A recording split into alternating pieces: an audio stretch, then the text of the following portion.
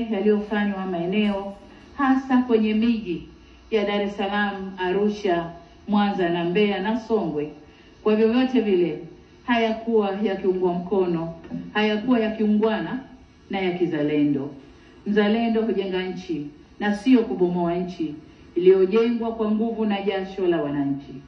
Serikali inalaani na kukemea vikali matukio yale.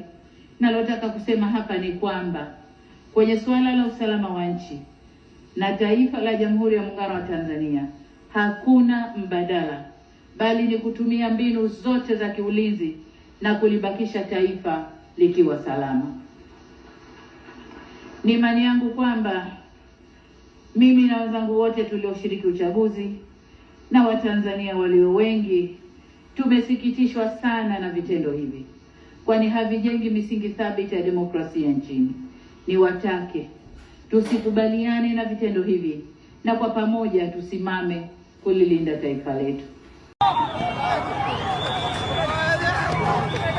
Hichi ni kituo cha kupiga kura.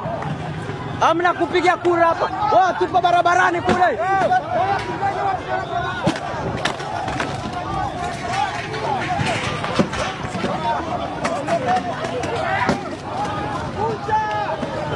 Tupo barabarani kule.